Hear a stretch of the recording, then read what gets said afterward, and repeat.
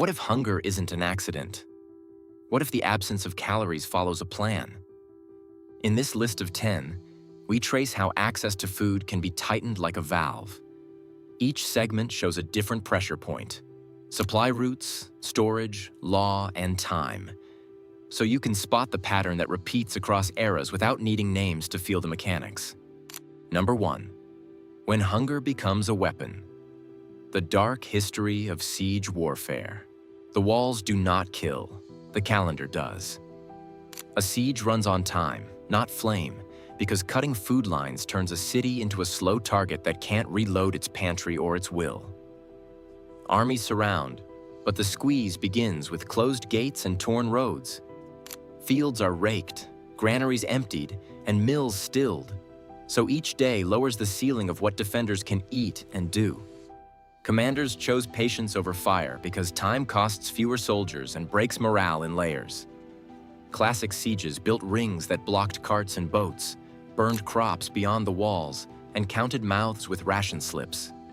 As calories fell, disease walked in behind hunger, carried by cold kitchens and weak bodies. Treatises called it economy of force, schedule surrender through want. The craft matured into engineering, starve logistics, not lines. Now, how did law judge this when civilians were trapped inside? Number 2. Starvation as a war crime. Cases that shocked the world. When does wait them out become a plan to starve civilians? The line sits in intent. It moves when commanders know who is inside and still close the door on food. Courts looked at 3 things like labels on a crate: orders, knowledge, and the scale of harm.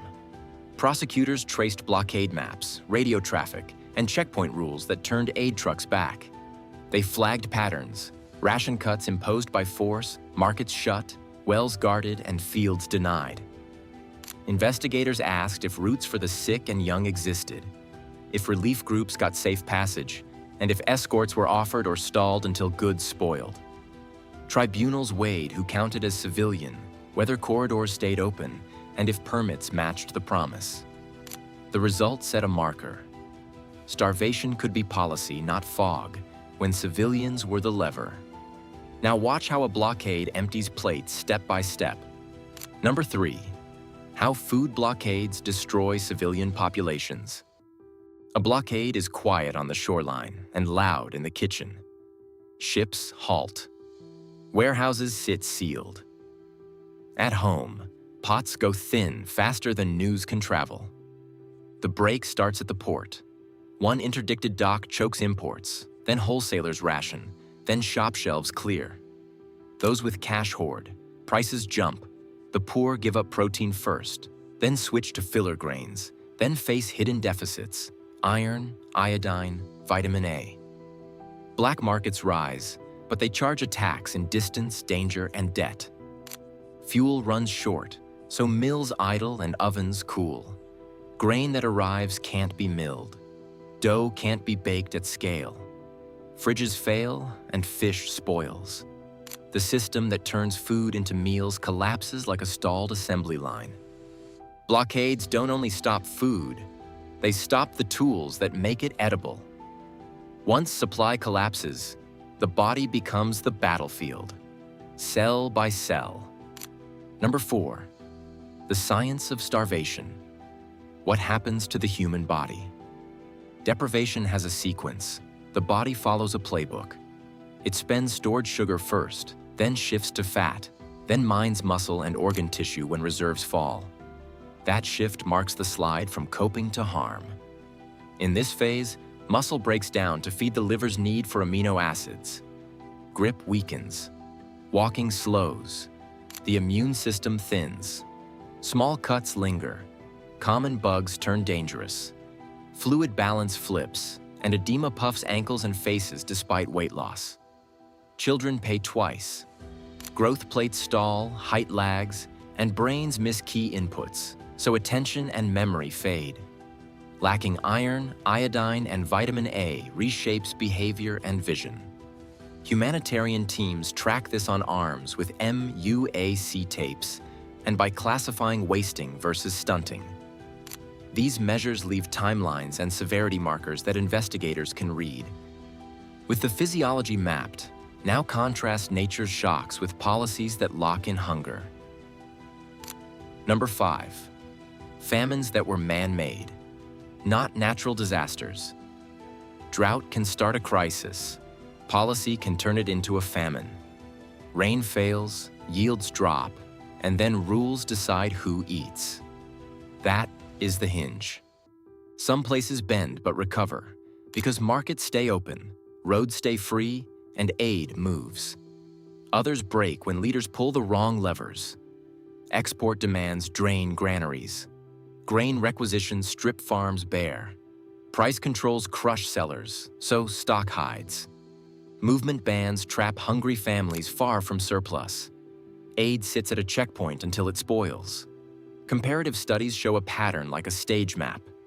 Mortality rises not with clouds, but with closed stalls, canceled permits, and blocked depots.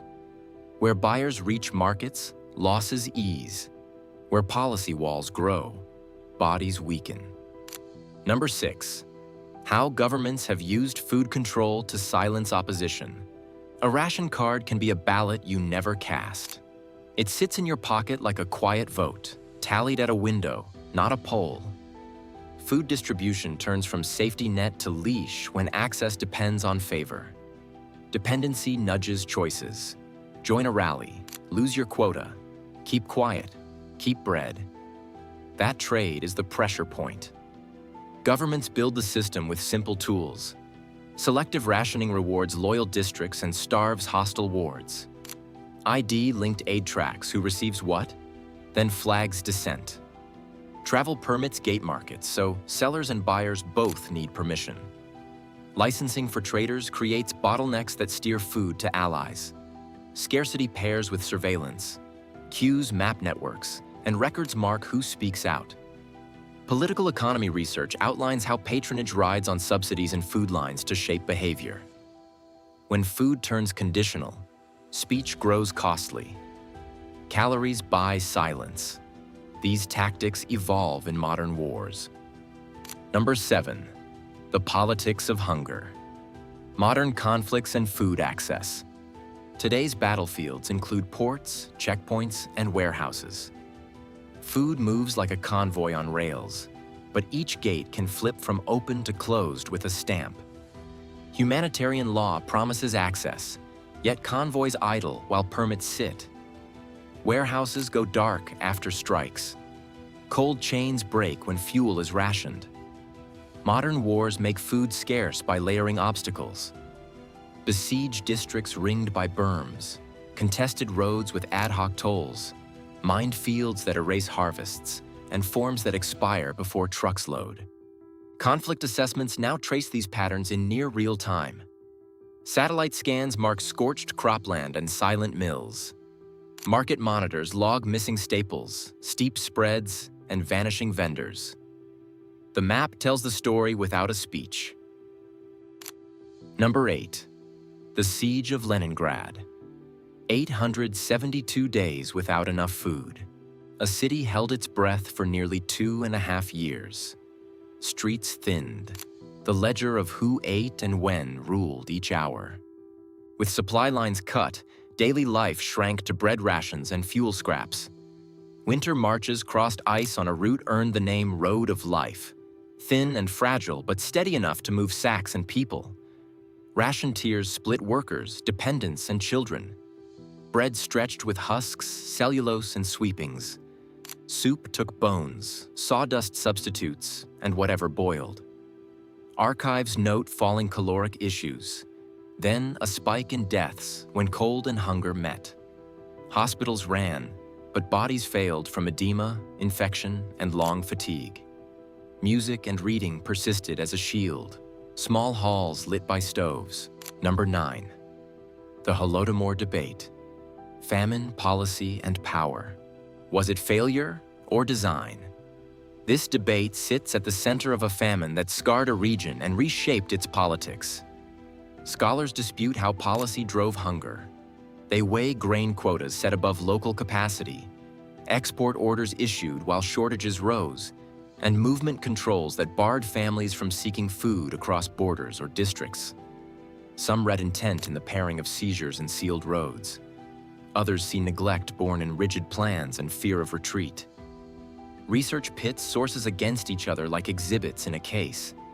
One set leans on directives, shipment ledgers, and internal reports. Another highlights demographic collapse, orphan counts, and burial records. Survivor accounts add daily detail. Home searches, seized stores, and stalled trains, turning policy into lived loss. Number 10. Why international law calls starvation a crime against humanity. Words on paper try to stop empty plates in war. Early rules spoke broadly about protecting civilians, but gaps let siege logic slip through. Treaties and statutes then tightened. Humanitarian law set duties to spare civilians and allow relief. Later amendments drew a bright line. Using hunger against civilians sits inside criminal jurisdiction. Think of it like a museum label added to a weapon, named, dated, and placed behind glass so no one calls it a tool. The offense turns on elements: intent and knowledge. Did leaders aim deprivation at civilians or foresee it and proceed? Civilian status: who counts when lines blur? Obstruction of relief: were routes, permits, or escorts denied? Evidence tracks orders, checkpoints, and stalled convoys. Enforcement still varies with politics and reach.